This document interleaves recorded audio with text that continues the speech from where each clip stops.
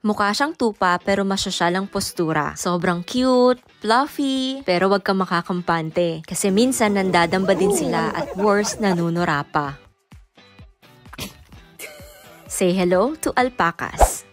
Hi everyone! It's Pam here again, and today isasama ko kayo sa Cornerstone Alpaca Located Farm. ito sa Gordonton, North Island, malapit sa Hamilton City. Nag-book nga lang pala kami online sa kanilang website and super dali lang. Pinili namin yung classic alpaca tour. Bali sa tour na to, makakapag-feed ka ng alpaca sa paddocks mismo, tapos may kwento pa sila about the animals, kung saan sila galing, paano inaalagaan, at bakit super special ang mga balahibo nila. At ang pinakagusto ko sa tour package na to ay yung mahahawakan mo sila, yakap at syempre only picture na din. Pero ano nga ba ang alpaca?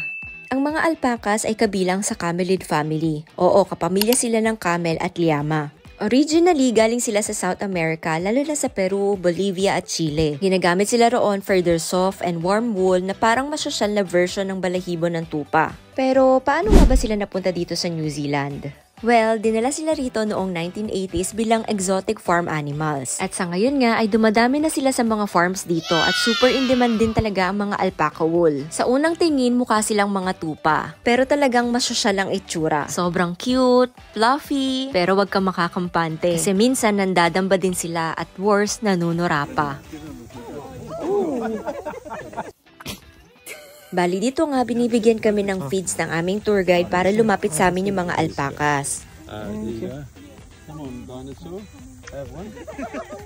It's for you.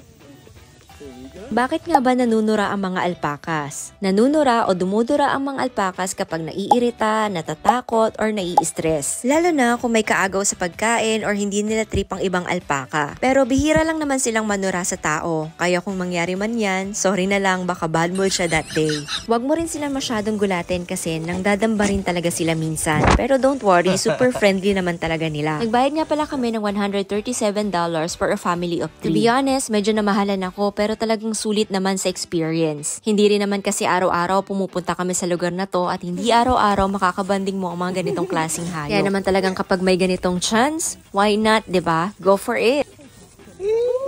It's now or never. Saka isa pa, medyo malayo rin talaga yung naging biyahe namin papunta dito kaya naman dapat sulitin ang bawat travel at moment. May tuturing na premium ang alpaca wool. Bukod kasi sa konti lang ang nagpo-produce ay talagang mas mahal at mas malambot ang kanilang wool. It's super soft. Last week. Yeah, it's nice.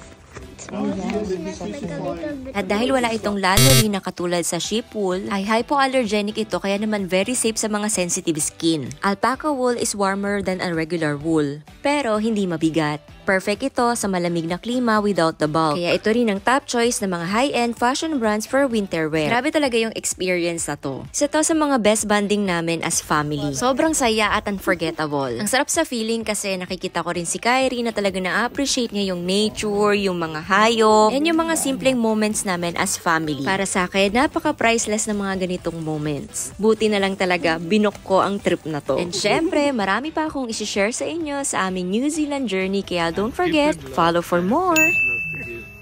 Just enjoy them and hug them now. Yeah. Enjoy them.